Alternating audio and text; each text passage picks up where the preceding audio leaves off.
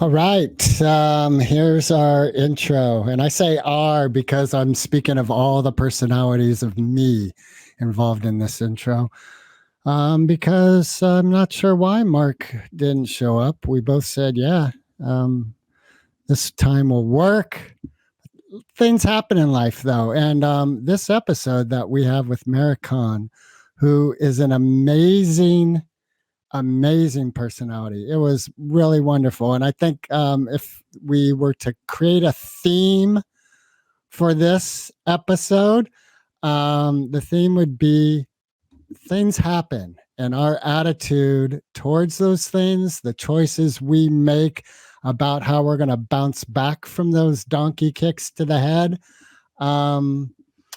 are the things that create the quality of our life. Oh, that's so beautiful. I'm crying right now. I'm crying inside, weeping big elephant tears of joy. And where the hell is Mark? Anyway, you know what? Who cares? Let's get into this episode. Here's our episode. I think it's 122 with Merritt Khan. I think you'll like this. All right. Sis, hallo? Blijven. Stuur zeker wegen dem. Yo je iets niet, joh. Two outlaws on the lam, taking the back roads through America. You can't drink enough coffee for this show. And now it's time for Monday Madness with the Moped Outlaws, Greg and Mark. And we're live with another episode of Moped Outlaws, and we have special guest Merritt Khan. Yeah, special guest. And she's asking us, are we open to? And Merritt, we absolutely are, knocking on your door right now. Yes. Well, thanks for having me. Yeah, and let's just start by saying, click all the links, subscribe, comment in the YouTube, but most of all, be sure and go down and pick up the link for her show October 5th through the 8th at the Den Theater in Chicago. If you're anywhere near there, get tickets, get to the show, and find out just how much fun you can have on a night out.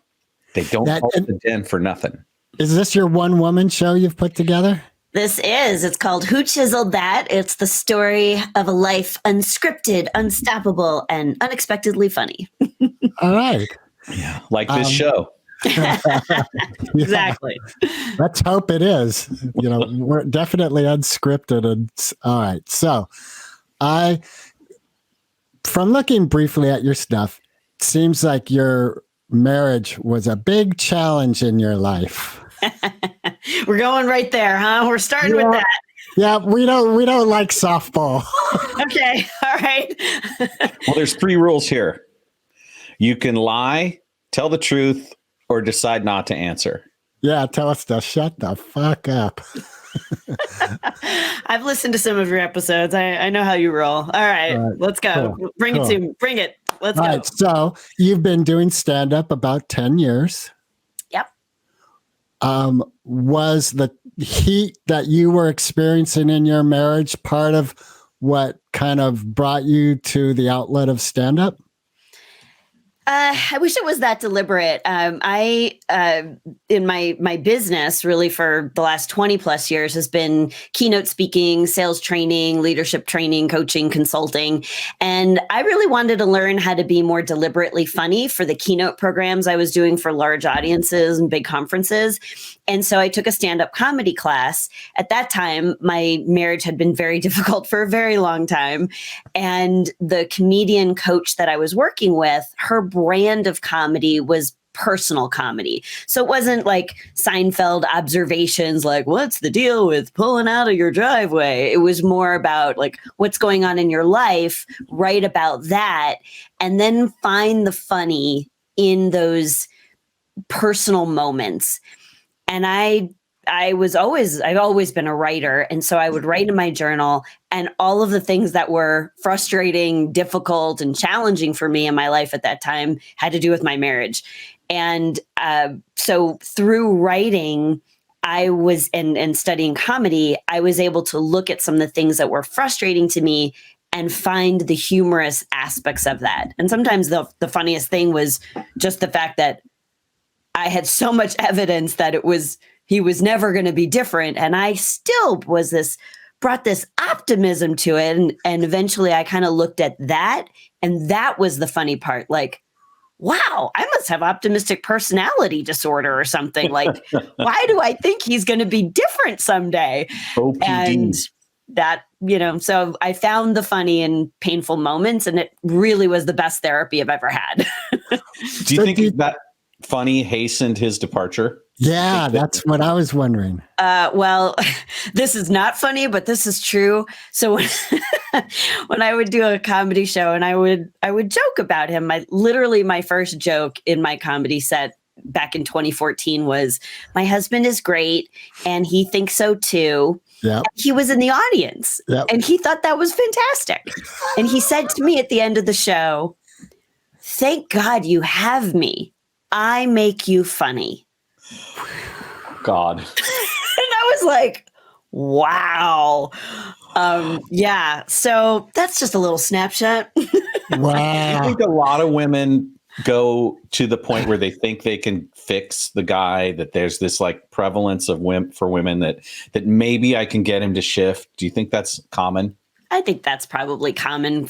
I don't know if that's unique to women. I mean, we women maybe, I haven't studied the genders, but I do think that, if you want somebody different, it's a lot easier to start with someone else than to try to change the one you've got. Like it's just not a good plan. And I don't think men trying to fix women or women trying to fix men or same sexes trying to fix each other. Like, I don't think it's a good idea. Fixing each other in relationship is not funny. Yeah. Yeah. I think, I'm at this stage of my life, and I've been divorced now for almost 7 years. And I just feel like, I think I would be the kind of partner who would want to lift somebody up. I don't want to change them, especially at my stage of the game.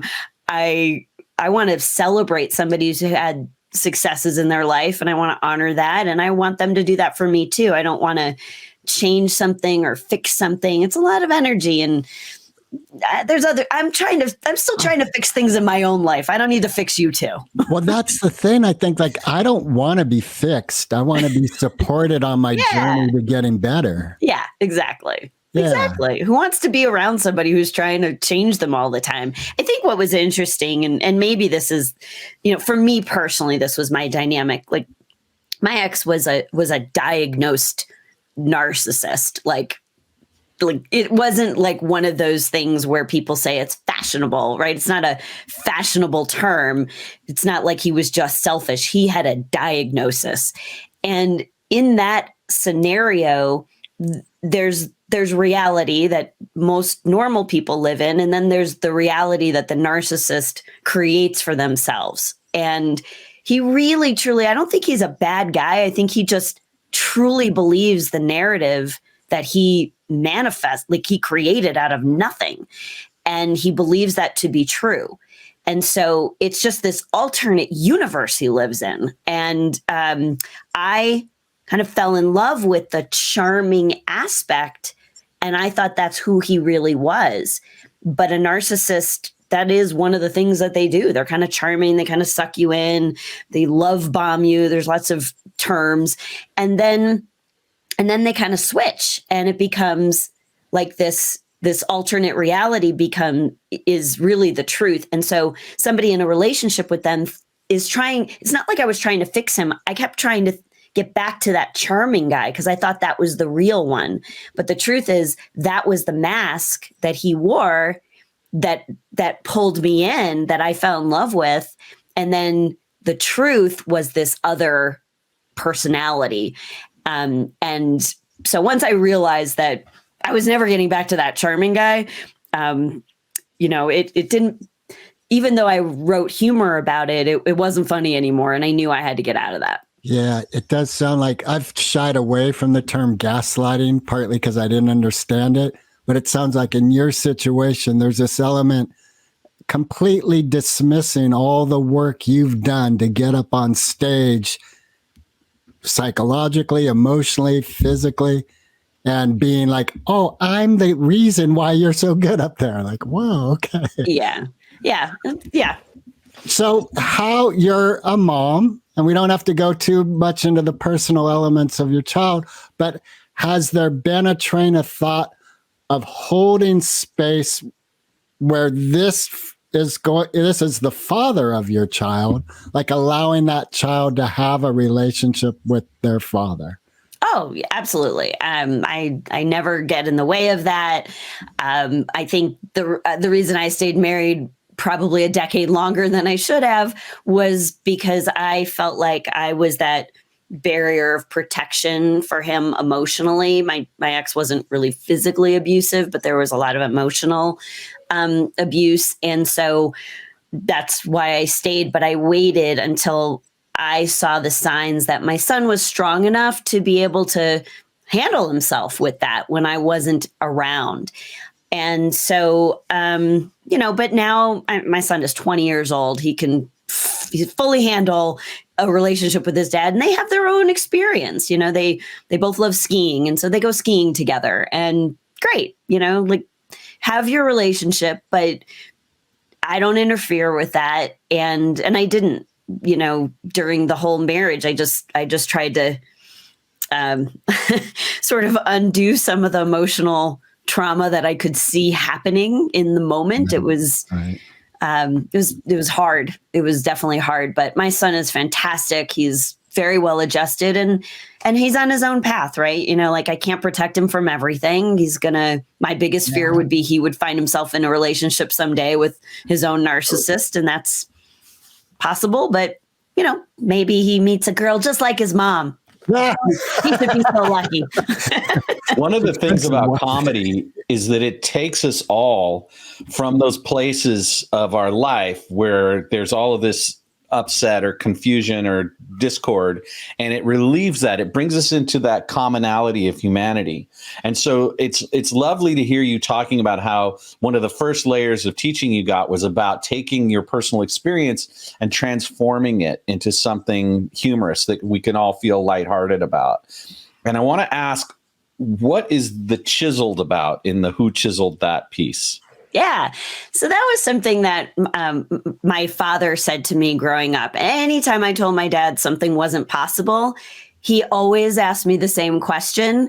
And that was, well, who chiseled that over the door? Which I'm guessing was my dad's version of who carved that in stone. I don't know, like chisels, carving. I have no idea how he came up with that. But he said that to me.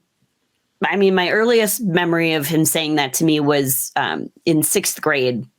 And I talk about this in my one woman show when they had canceled the school musical, and I was really into theater even back then. And so at that time, Annie was all the rage, like Annie on Broadway. And I had a cute little singing voice, and I thought for sure I would get the part. And I thought for sure that's what they would choose as our school musical that year. And then they just canceled it. And I was like, oh, hell no. But before I had that thought, like, oh, hell no, we are doing this, I ran crying home to my dad. And I was like, they canceled the school musical. And I'm like bawling. And that's the first time he said to me, they told you couldn't do the musical? Well, who chiseled that over the door? And I have no idea if I knew what that meant, but I knew what he was telling me at that time was, look, you get to make this say, like, just because the school and the teachers aren't going to let you do this, that doesn't mean you can't do something on your own. And we did. I somehow in 6th grade produced a musical. Like we literally, I got all my friends together. I convinced the music teacher to teach the songs during her class time. I convinced the art teacher, like they should be painting the sets for the show during his class. I talked to the Board of Education. I got them to let us use the school auditorium. We had sold out performances. I mean, it was like, I did this as a 6th grader. That's awesome. And then did you do Annie? Of course I was Annie. And what are you? All right. Yes, of course. That's the one thing about producing. You can give yourself the leading role. Absolutely. So there was no audition. You've earned it. Yeah. That's not always a good thing. Well, but you know what's interesting that kind of has me thinking that maybe that's a part of why you were in your marriage so long is there's this element of this can change. It's not carved in stone. Oh, absolutely. There is definitely a strong part of me that, I want to lift everybody up, right? At my core, who I am is I want to inspire you to see that more is possible for yourself. And so sometimes that is leading by example. Sometimes that's, giving specific strategies to help shift someone's mindset about what's really possible for them. Sometimes it's giving them specific language. So that's why in my work with leaders and sales teams and entrepreneurs, the reason I've had a successful coaching, consulting, speaking business all those years is that people leave my programs just feeling like more is possible for them. And so of course I felt like that in my own personal relationships. I always want to bring more, and I believe that more is possible for you. So how can I help? What can I do? Let's do this thing. It was it's an eye-opening experience to know, like, you can't want something more for someone that they don't want themselves. And that was a hard lesson for me to learn.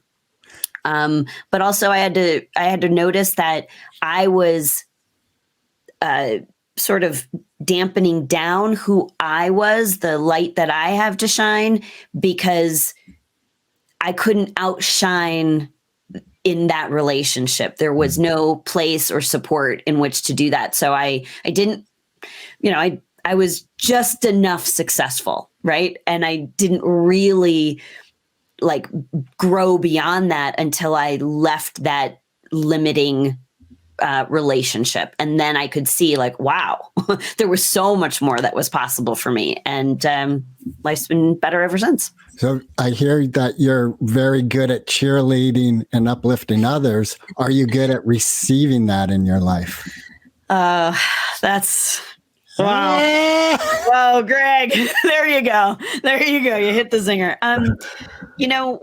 When I'm overwhelmed, when I deal with my own moments of self-doubt or anything like that, I tend to retreat. I don't tend to want people to see me like that, just because my public persona is really about uplifting you. So it's kind of like, well, if I can't do that myself, or if I'm in a moment where I don't feel my best version of myself, or I'm not succeeding at something, then I kind of was like, did anybody see that? I don't want anybody to see that. But I have my core. My inner circle. They okay. See it. They see me. I think anybody who's achieved success on some bigger level has not done it alone. And whether they have partners or people that collaborate with them in some way, they always have somebody who's got their back emotionally and mentally. And I'm very fortunate to have those people in my life. Cool. Good to hear. Has humor been one of the more powerful ways that you're able to communicate to the entrepreneurs and executives and people that you work with to deliver the payload of transformation? Absolutely. That's such a great question, because for so long, I thought that the way to help others see more possibilities was through more of a training avenue, right? So it was all about content. In my early career, that was the focus. Of course, there was always a natural humorous element of how I delivered a keynote or a training program, because that's just kind of who I am, is, like, let's lighten up a little and have a little fun. But my focus was really on content. And what was fascinating once I did my one-woman show was that I had more people coming up after me after that experience, having an immediate impact of, wow, I knew I was going to a comedy show. I didn't think I was leaving with a new outlook, and really seeing my life in a whole new lens, which I was like, wow, I did that in an hour theater comedy piece. Like, huh. And it just opened my eyes that when you can share and express and have somebody laughing about, there's very personal things I talk about in my show, deeply personal, that I didn't talk about with a single human being for decades. And then when I reveal that in my show, but I wrap these a couple of challenging moments in humor, it makes it easier for everybody to not just laugh at my experience, but to see their own experience through a new light and to kind of take a little of the sting out of it for themselves. And I think that's truly why I'm here and what the show does for people. Wow. So many things. The secret there is the vulnerability and the transparency. And you just said a minute ago that there's a strong pull for you to want to keep that hidden from people because of your makeup, because of how you show up. But you've revealed a secret that we all have access to, which is that the power of transparency and vulnerability is the key to the connections that we share. And that can even be done from the stage. So what was it that gave you the courage? When did you figure out that that was the way it was going to work and then give you the sense of how to go forward in that way? It was a massive amount of trust. So when I did my very first stand-up comedy workshop, a training course, that was in 2014. And I remember my coach saying, okay, you're going to do a 7-minute set. We had literally, whoa. I did a 6-week writing class. And then I had this class was 2.5 weeks. And at the end of 2.5 weeks, you were going to perform an original 7-minute stand-up piece for 300 people. That's a long set for a beginner. Oh yeah. It was terrifying. And it's up on YouTube. I saw a bit of it. I'll give you a link, but it's funny to see like my very first set and then my one woman show, like all these years later, like so much better. But she made us reveal something personal. And I kind of gave her this laundry list. I'm like, here's the 5 things that are really personal that I don't talk about with anybody. And she's like, oh, this one's really interesting. Well, it happened to be that when I was a teenager, my dad came out as gay, and that was the 70s. Okay. Or no, I'm sorry. And that was the early 80s. And that is not the time. It is not like it is now. Like now it's like, what do you mean you don't know somebody? You don't have somebody in your family who's gay? Like, what is there's only like 2 people in your family? Like everybody does. Like it's a badge of honor. It's almost, it's almost weird if you don't know somebody in that, community. But at that time, it was like, holy shit, does my best friend know? Do the Lewises know? Like, oh my God, like this is so, it was petrifying. Wasn't wasn't that the rise yes. of the AIDS? Yeah. Yes, wow. There was really, all this anxiety. Yeah. And it wasn't like, AIDS was this, far off issue. No, it was like you kind of imagined if you're gay, you're gonna get it. Like it was everywhere. It was terrifying. So I was equal parts terrified learning that, right? Because this is my dad. And then I was also, equal parts embarrassed because the world revolves around you when you're a teenager. Right. And, yeah. Were you in high school during this period? Yeah. Wow. Yeah. So I had a long talk with my dad because my dad was not out with many of the people in his life either. And I was like, well, if I'm going to say this on stage, like, this is your story. And he goes, honey, this is your story. Oh, whatever you need to do. What is anybody going to do now? Like at this, now it's, the 2010s, it's a different world. And he was like, look, this is my life and you go do what you need to do. Awesome. And it was such a feeling of release. Like imagine holding on to this secret, which probably wasn't a secret for most people, but it was this secret. And once you are vulnerable and you are open about, look, this is my life, like if this doesn't work for you, I'm so glad I know that now. Like, you know, and once I could find the humor in it, then there's just, I mean, there's so much humor in my show. It's like growing up with a gay dad. There's a lot of funny stuff that happened. You know, there's funny stuff to this day. I saw a lot of musicals. Yeah, yes, I did see a lot of musicals. You know, not football games. Just my dad and I would watch a football game together on TV only because, you know, it was my, you know, school, my Michigan State, my alma mater or whatever. And so he would watch the games with me just to be a good sport, but he would comment on like the camera angles. I'm like, gosh, there must be 14 camera angles on this game. Oh, come on. You guys were both looking at the butts. I mean, probably. That is funny that I saw in your stand-up, you have some good lines about how your mom and dad have too much in common. And you could even bring that element that's something you and your dad can share now, you know. Yeah. So, you know, I think that the more open you are, the more fun life can be, right? Yeah. Everybody's got their thing, you know? Everybody's got that thing they don't want people to know, that thing that, you know, just holds them back, that thing they try to hide. And that's just so much energy and effort. And what it does is it keeps people arm's length away. So if you're just living, you know, open book, living out loud, you don't have anything to fear. You don't have anything to hide. And that's just it's a lot more fun. So there you were about to go up on stage to reveal this really powerful thing for the first time. And what happened with the audience? What happened that day? They were great. They laughed at all the jokes that they were supposed to laugh at the end of the show. There was not a single person that came up to me and was like, oh my gosh, your dad.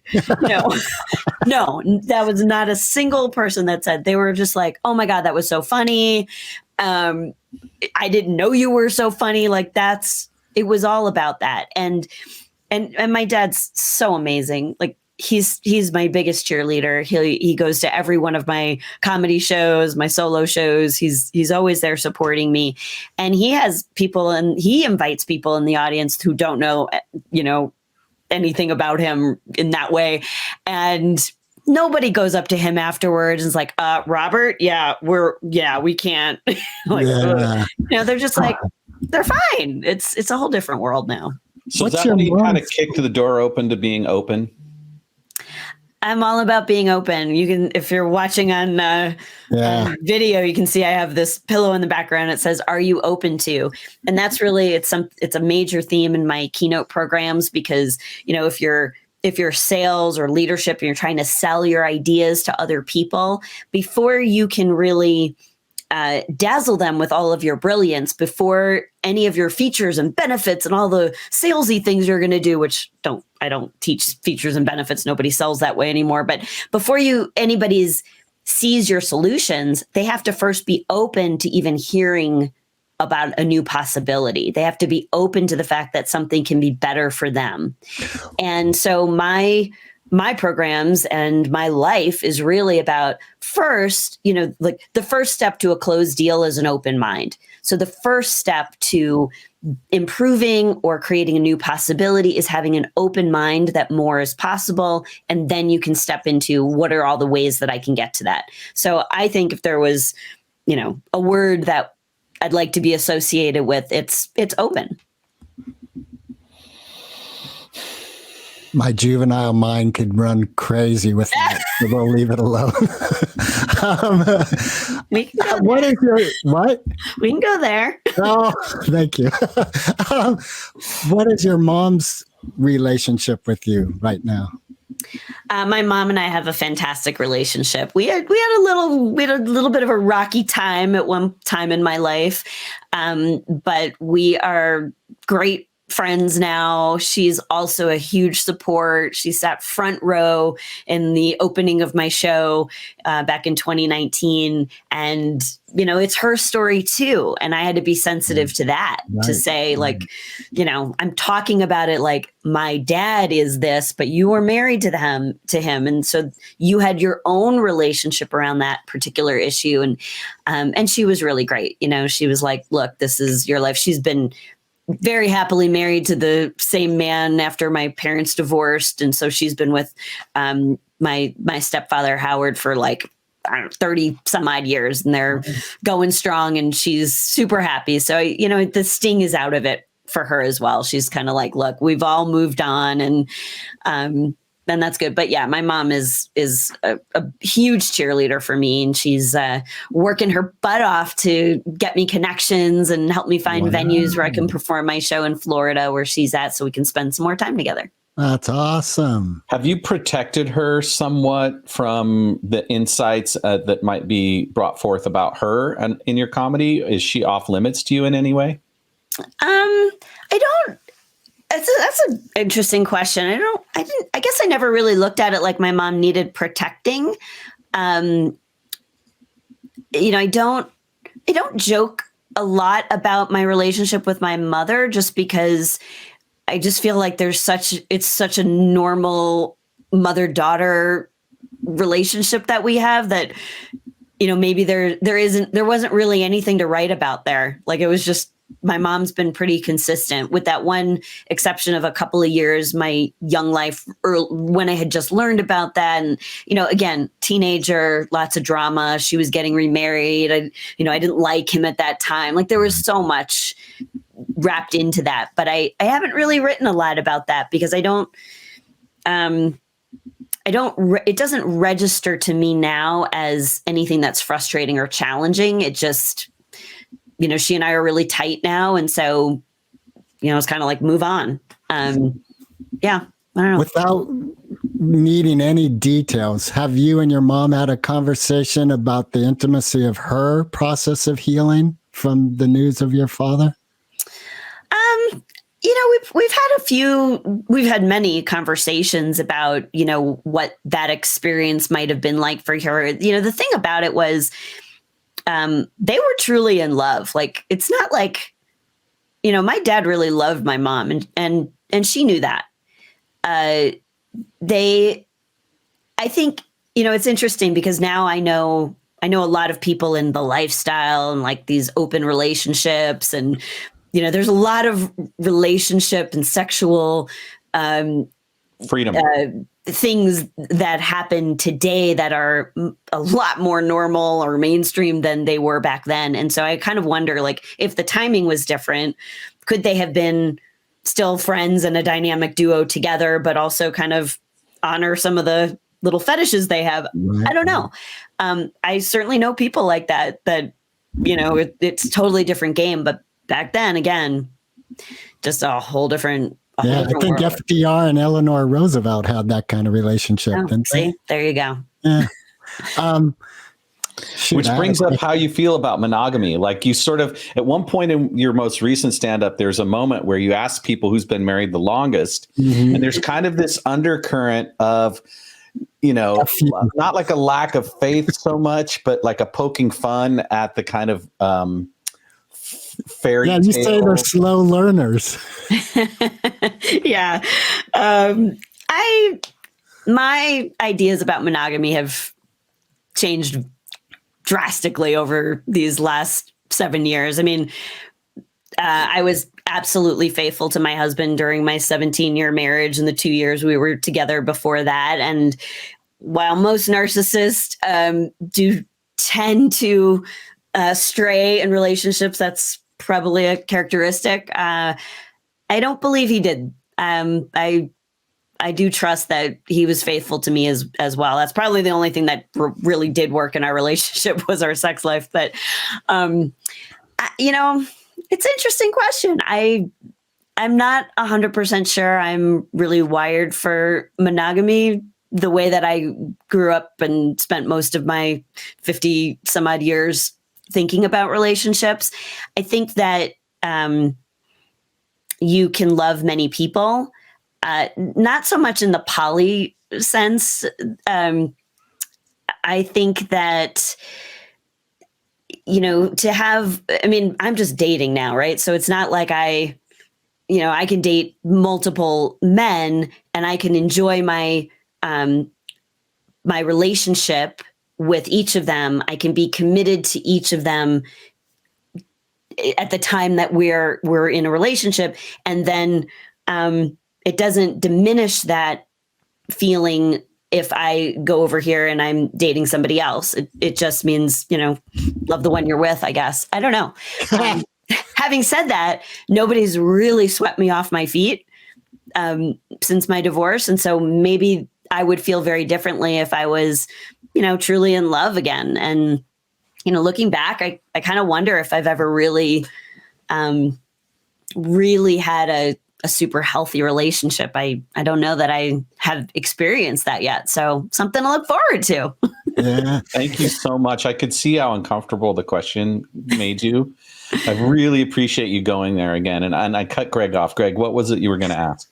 Well, it's interesting that you have these intimate relationships in your life, like your father and your mother, and they absolutely loved each other. Your mother's now in a 30+ year marriage with a partner where you've shared, there's a lot of love there. You have a lot of love from your parents. Like, and then you were very in love with your husband. It's still a quandary for me, this element of what is love. I guess that's my question for you today, Merritt, in this moment. What is love? I really thought we were going to talk about mopeds or something. So or outlaws, like breaking the law. Like, we are going for what is love. All right. Well, first let me preface this by saying I have no fucking idea. Am I allowed to say that on your podcast? Yes, absolutely. Please. I have no fucking idea. I know that nothing in my life will come close to the love I feel for my son. And, second to that, if you can, of course it's different, but the love I have for my parents, the love I have for my true friends who've been with me through all the shit, and, who your real friends are. So that's, I don't know. My dad once told me, like, you are in love, or you're comfortable enough with somebody that when you don't have to feel like you have to fill the void, that space with talking, like you can just be with someone. Yeah. So I think there's an element of that, where you're not posturing, you're not pretending, you're vulnerable, but it's safe. You make sacrifices for this person, and they don't feel like sacrifices. They just feel like, of course I would do that, So I think for me, if you go to the love languages or whatever, there's definitely acts of service is something that resonates very much with me. I know you feel something love like when you do something for me that helps me, or, comforts me, or whatever that is. So for me, that's a big one.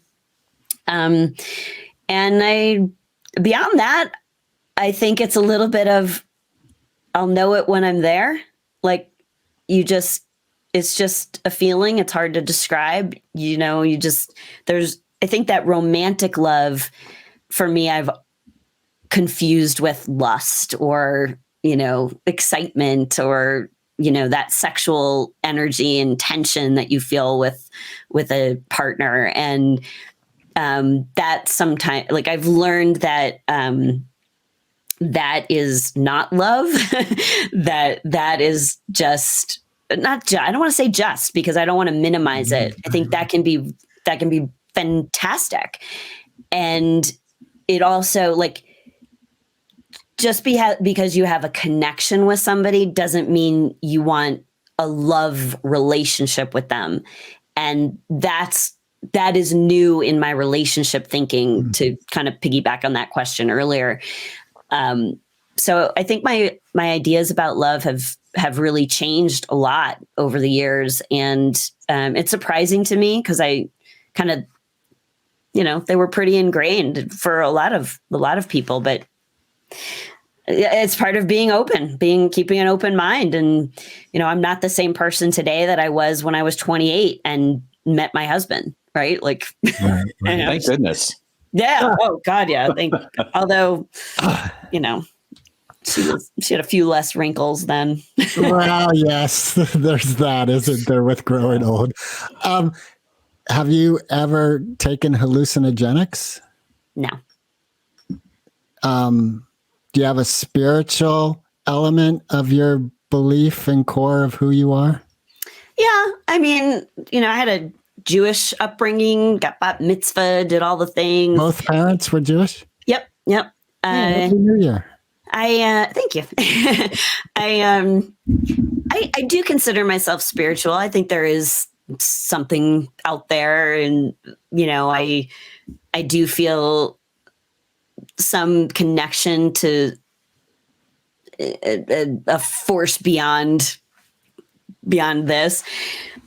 I'm not so sure that organized religion is the place where I get that. And I think mostly if I really think, I like a lot of the principles and the teachings and some of the traditions in Judaism. I just, I found the language barrier just to be the hardest part. I think, growing up in a conservative Jewish, household as opposed to Orthodox, which would have been way out of my league, or, more Reform or some, which, just the services being in Hebrew, like I had no idea what was going on. And, I think now I listen to some of the stories and I like some of the teachings, but I think that's probably the biggest challenge was I just didn't know.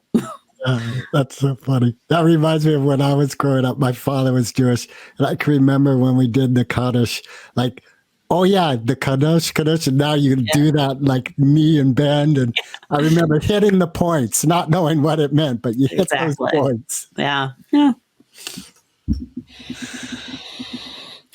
There's something of a gift that is evident just in the landscape of the expression of comedy that flows through the Judaic tradition. And I think it's not hard for people to realize that. It's not hard to see that that's out there and that's part of it. And I don't quite know how to put my finger on it or where it comes from or why, but I have a theory.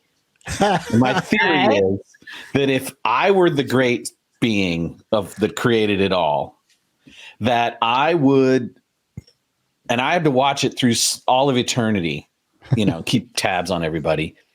I would want it to play out much like a sitcom, just so that I would be more inclined to stay connected and stay in it. There's some magic in recognizing the beauty of all of the trials that we face, that how each of these moments that we face, whether it's a narcissistic husband or a significant transformation in our parental arrangement, that within them is some kind of humorous look at humanity, some kind of thing that's like, well, wow, we're kind of funny, aren't we? Yeah, I mean, humor is literally everywhere. Right. There's maybe a couple of scenarios that I could think, it would be very hard for me to find the humor in them. Right. Apart from the big, some big tragic things, that they say that tragedy plus time equals comedy. And I've always thought, okay, but nobody said it had to take a long time. Well, right? Like, what if you could just get to the comedy part a little faster? That just takes a little bit of the sting out of the tragedy. And, I think like some greater force than us is kind of looking at like this, everything that they've created as this sitcom, but they're also, there's also a war movie going on. There's a drama going on. There's a, Right. like, let's balance that out. Right. There's something to that tragedy comedy mask. Yeah. Did you ever read Man's Search for Meaning by Victor? Oh, yeah. Frankl? Oh, Right. yeah. So I thought that was a very powerful lesson in severe tragedy, but the attitude of an individual can transform the experience in these severe horrors. Absolutely. It's how you choose to see it. Are you, and I think this is probably one of the biggest lessons that I learned from writing my own life story as a comedy show was I literally rewrote my past and it rewired my future 100%. That's wild. Because if I went with the past narratives that I have told myself for most of my life, I was limited to a particular future.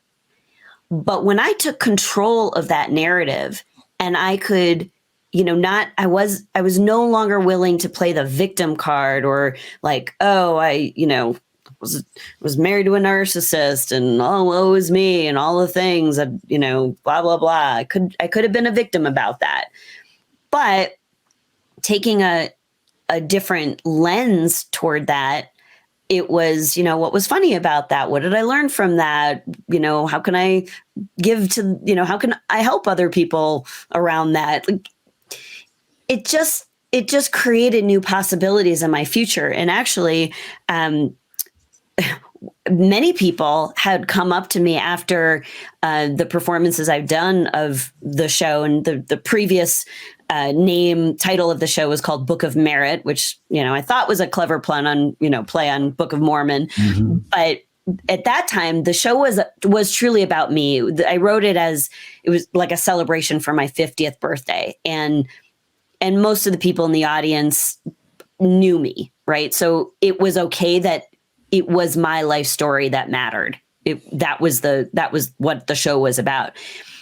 Then when I realized that wasn't going to be a one-time thing and it was too good to not do again, and people wanted to see it, I realized it needed a different title because the piece is so much more than my life story. It's everybody's life story. I'm just telling you about some of the ups and downs in my life, but I'm giving you that opportunity to map that onto your life so that you can look at your life story and find the times in your life when you felt strong, the times that you overcame something difficult, but also the things that made you laugh.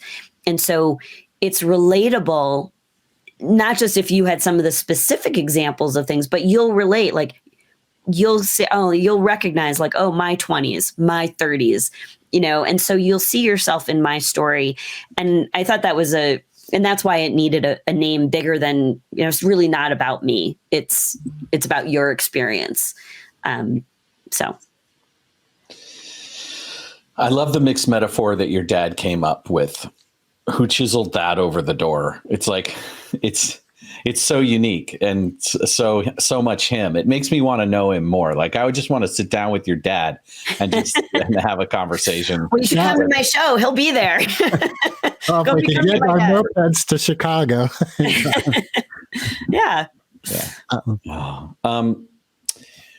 All right. This is going to feel like a little bit abrupt. So hang on to your hat, fasten your moped seatbelt. Yes. And take a swig of coffee. Go ahead.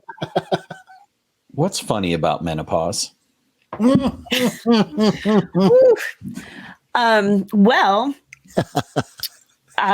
for me, menopause was immediate. So I actually had a hysterectomy when I was 40, which is not the normal time when a woman would go through that change.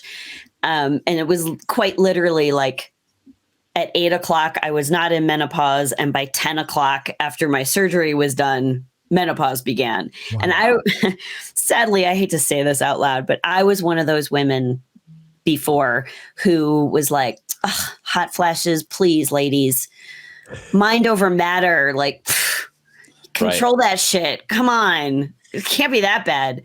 And then about 2 weeks after my surgery, when all the hormones that your body had already produced, like had flushed out of my system, and I had my first hot flush, I was like, oh my God, what is happening? Like you're just sitting there watching TV, and all of a sudden you're just dripping in sweat. It was like, how do people live like this? This is insanity.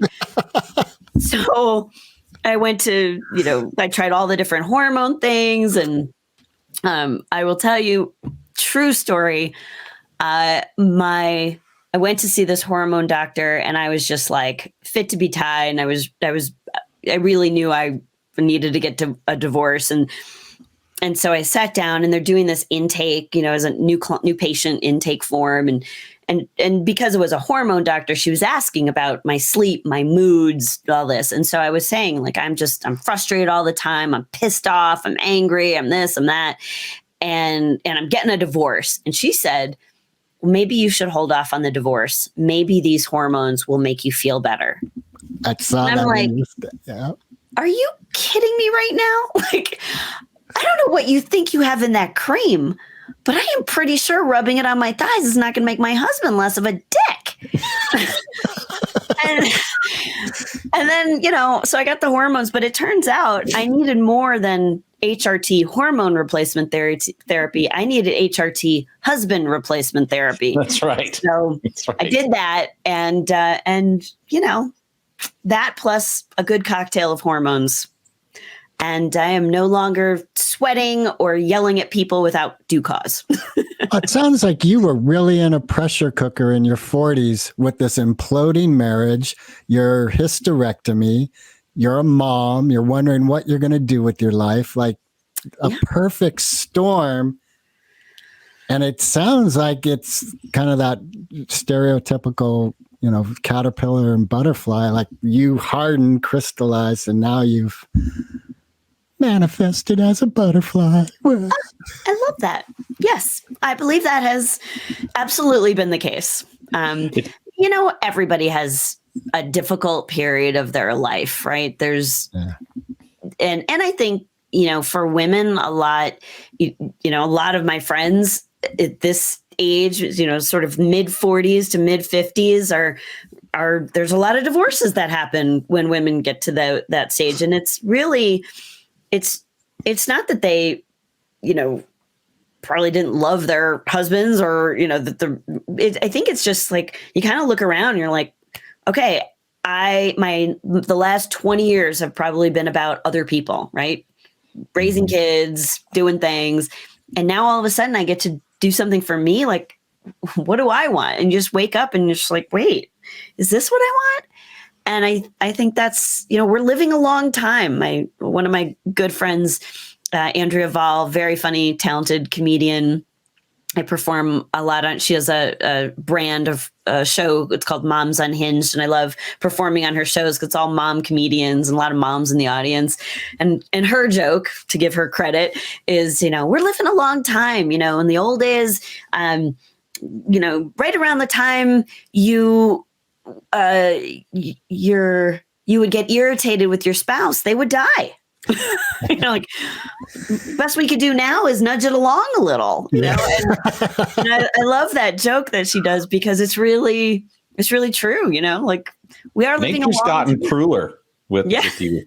Yeah. Wasn't it in your stand-up where you said these murder things that you were reading, they started becoming self-help books? Yes. Yeah. Early in my marriage, I used to watch those shows on TV where one spouse murders the other. And somewhere around year 7, I consider that educational television. Talking about how you chose, like you saw, you could be a victim if you wanted to be. That was a choice, and you chose differently. And I just was flashing yesterday. My healthcare's like through community, poor people healthcare. And I was at the clinic yesterday, and there was a woman with a guy in a wheelchair. They're probably in their 60s, and she was just a train wreck. He was there for care, but she was yelling, and everyone, everyone's a fucking bitch, and everyone's this and that. And I was just like, oh my God, you're a train wreck. And she's like, why can't I go in with him? And I thought to myself, because you're a train wreck. Anyway, here's what was interesting is I had this moment of like, oh, you're a good person, and I know you care, and why are you like this? Like, what happened?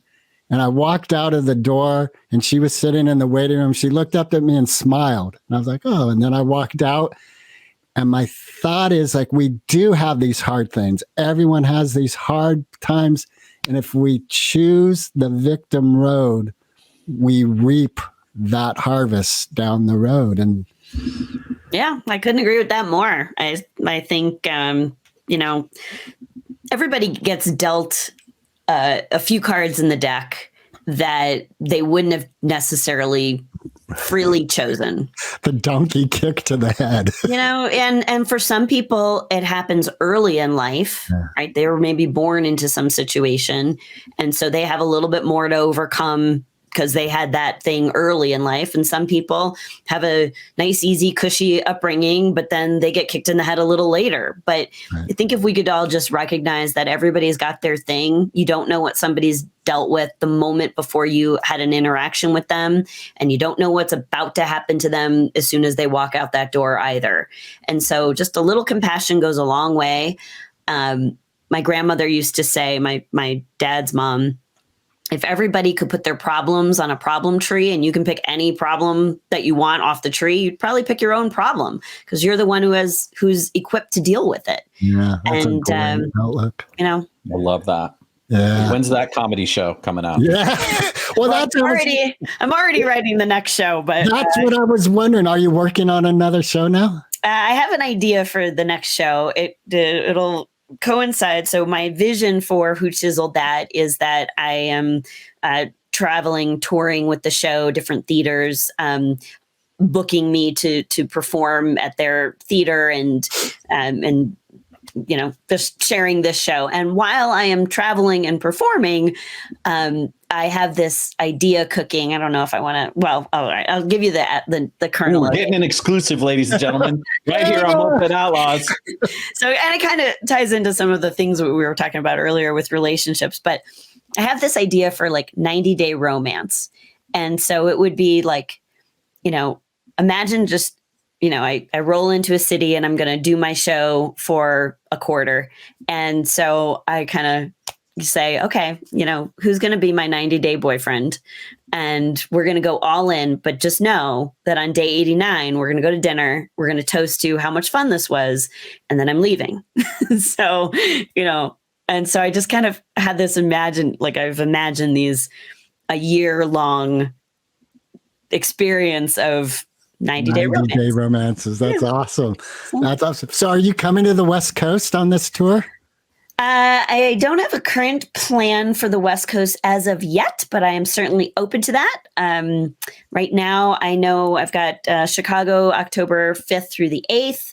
I've got a performance in New York on November 18th at the Manor Club of Pelham in Pelham, New York, which is pretty close to where I grew up. So that's kind of fun for me. I'm looking at a date. It'll either be in January or February in Charlotte, North Carolina. That's going to be an interesting one because I'm teaming up with a woman who's a confidence coach, and we're doing a half-day event for women called Confidence and Comedy, which is going to be really great. We're going to start out with literally my show, and then she's going to interview me about some of the moments in my life when I needed that confidence, and we're going to do an interactive program with people, and then she's going to give some folks some real confidence coaching. She's got some amazing strategies. And her name is Charlesy. And she's amazing. And so I'm excited about that collaboration. And then also in the first quarter, I'll be mostly Southwest Florida. So I'm looking at Fort Myers and Naples for first quarter 2024. From your personal experience, what differentiates strong confidence and narcissism? The difference is empathy. You cannot be empathetic and a narcissist at the same time. That's awesome. That is the clear distinction, because there's a lot of confident people and there's a lot of selfish people, but you can be confident and you can be selfish and still be able to put yourself in someone else's shoes, but you cannot be a narcissist and empathetic together. It's brilliant. So there's a theater here in our area called the Throckmorton Theater that hosts a lot of comedy. And I would love it if you explored that. And if you come to the Throckmorton Theater, I'm volunteering Greg to be your 90-day boyfriend right now. It's mighty. But I will say this: he's a monogamist, so to break your 90-day cycle if you go there. I like the expiration. I'm taking date. applications. You can apply for the role. Thank you. That's right. You have a casting couch. That's a great idea. I will apply. It's hilarious. We have some similar elements in our marriage. I have an ex in my life, and smashed my heart to the ground. I'm sorry. It wasn't your fault. Don't worry. But what's beautiful is this path of forgiveness, because she is the mother of my children. And, part of my challenge is to see them loving each other and to be supportive of that, which also kind of means, in a way, being supportive of her new relationship. And even when I think, fuck you, what are you pointing at, Mark? I'm pointing at a man who I deeply admire and respect, who I know deserves to have a woman of the utmost caliber in his life. And so far, Merritt, I want to say that you are of the utmost caliber. I love your outlook on life. And I have one more really tough question for you. This is an important question. If you, all right, go ahead. All right. Foo Fighters or Eminem? Oh. See, told you it was tough. Depends on the mood. But in the spirit of my son, who would say there's only one answer to that question, it would be Eminem. And actually, I use an Eminem clip, soundbite, or a clip from one of their songs in my show. So I'm going to give it to Eminem. all right. Fantastic. Whew, that was an easy one. You had me sweating. Well, is there anything you would like to share before we sign off that has not been brought up? Well, I do feel that I should mention that I did ride a moped in college. It was a Honda Spree, and I'm quite proud of that fact. And I can't think of a time when I've broken the law, but I feel like just being on Moped Outlaws kind of like puts me in a cool kids category. So thank you for upping my cool factor. And just as a reminder, on October 5th through the 8th, you will be at the Den Theater in Chicago, and there'll be a link in our YouTube and some of our other socials for people to get tickets. Do not miss this show. Clearly, Who Chiseled That is going to be off the hook. I'm so excited you were here. I'm so grateful. You played so well. What a courageous, amazing human being you are. Thank you. Thank you, guys. I enjoyed it very much. Appreciate it. Recording stopped.